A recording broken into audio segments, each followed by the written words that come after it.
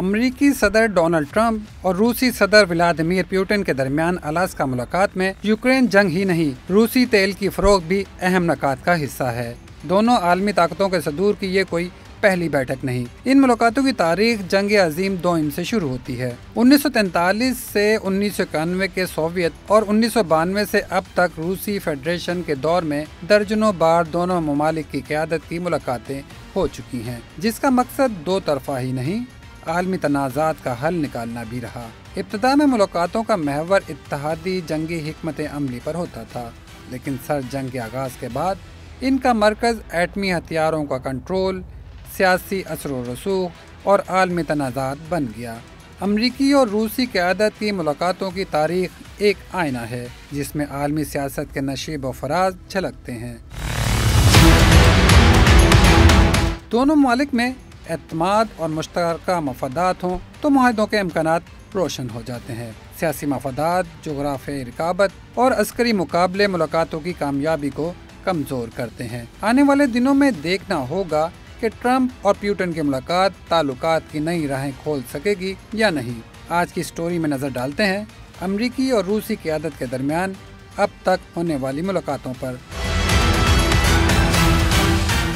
دیکھتے ہیں یہ ملاقاتیں کون کون سے رہنماؤں کے درمیان اور کن تنازعات کے حل کے لیے ہوئیں، کیا کیا معاہدے طے پائے، کتنے معاہدوں کو عملی جامہ پہنایا گیا اور کون سی ایسی ملاقاتیں تھیں جن کی وجہ سے تنازعات مزید شدت اختیار کر گئے۔ یہ بھی جانیں گے کون سی ملاقاتیں بے نتیجہ رہیں۔ ان سے پہلے یہ دیکھتے ہیں کہ سب سے زیادہ ملاقاتیں کن رہنماؤں کے درمیان ہوئیں۔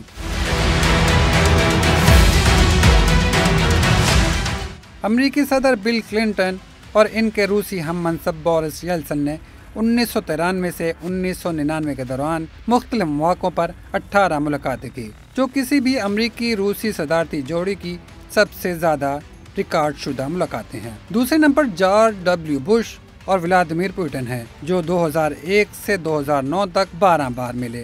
اب نظر ڈالتے ہیں زیادہ کامیاب ملاقاتوں پر، جن سے عملی معاہدے، تعلقات میں بہتری یا عالمی سطح پر مثبت اثرات مرتب ہوئے۔ بات ہے 1945 کی اور مقام ہے یالٹا۔ امریکی صدر فرینکلن ڈی روزویلٹ اور سوویت یونین کے صدر جوزف اسٹالن کی اہم بیٹھک میں عالمی نظام اور اقوام متحدہ کی بنیاد رکھی گئی۔ اس سے پہلے دونوں صدور 1943 میں جنگ عظیم دوئم کے دوران تہران کانفرنس میں بھی ملاقات کر چکے تھے، جس میں روزویلٹ اور اسٹالن نے ونسٹن چرچل کے ساتھ مل کر جرمنی کے خلاف مشترکہ جنگی منصوبہ بنایا تھا۔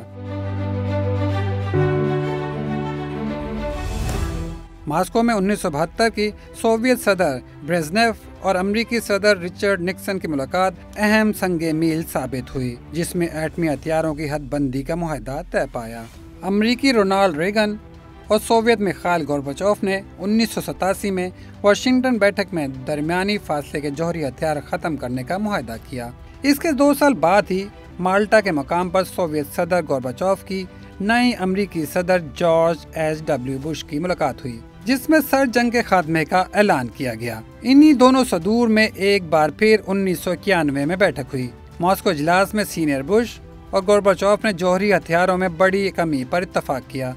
2 سال بعد 1993 میں ایک بار پھر دونوں ممالک کے صدور کی اہم ملاقات ہوئی، لیکن اس مرتبہ امریکہ کی جانب سے تھے بل کلنٹن اور سوویت دور ختم ہونے کے بعد روسی فیڈریشن کے صدر تھے بورس یلسن۔ کلنٹن اور یلسن میں ہتھیاروں کی کمی کا دوسرا بڑا معاہدہ طے پایا۔ اس کے بعد دونوں ممالک کے صدور آپس میں مل بیٹھتے رہے، عالمی سطح پر اجلاسوں میں بھی شرکت کی، لیکن کسی بھی تنازع پر کوئی بڑی پیش رفت نہ ہو پائی۔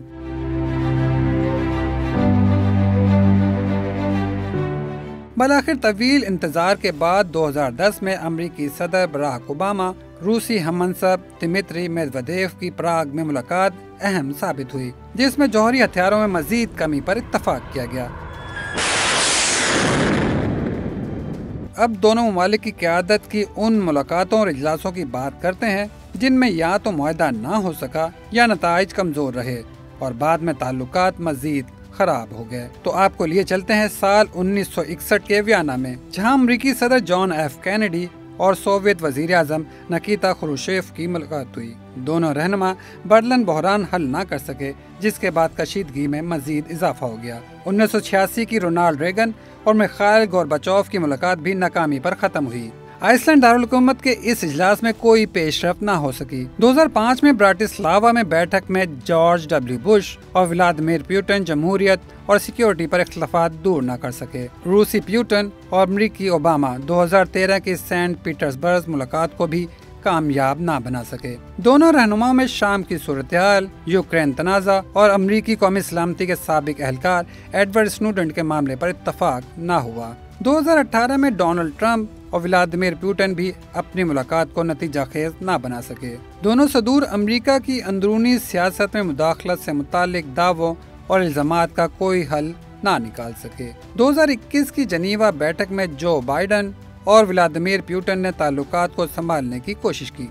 وقتی طور پر کشیدگی میں بھی کمی آ گئی، لیکن چند ہی ماہ بعد یوکرین بحران کے بھڑکنے سے سب برباد ہو گیا۔ دونوں ممالک کے درمیان حالات تاحال کشیدہ ہیں، جبکہ نیٹو تنازعات نے تعلقات میں تناؤ مزید بڑھا دیا ہے۔ مزید نیوز اپ ڈیٹس اور ڈیجیٹل سٹوریز کے لیے سبسکرائب کریں ڈان نیوز پاکستان۔